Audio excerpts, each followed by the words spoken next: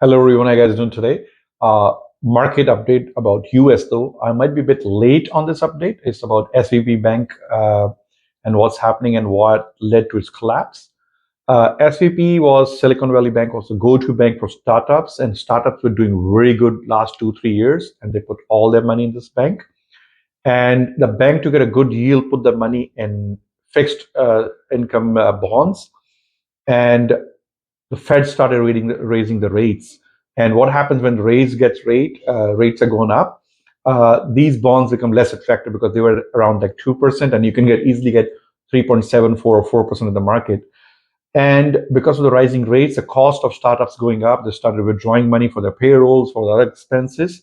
And the bank had to sell these securities at a loss to pay their customers.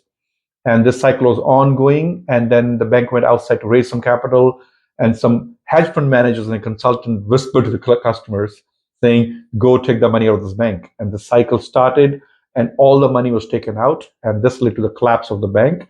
The Feds jumped in, then FDIC came in, but it can only guarantee deposits up to $250,000. And obviously, most of these clients the bank had more money in there, almost 97%.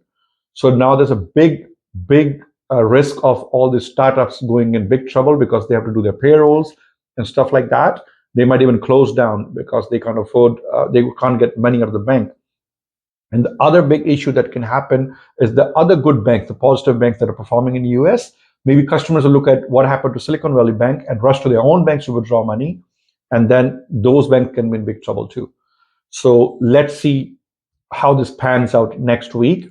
In the meantime, Canadian inflation is a bit under control, and we have rate pause here too.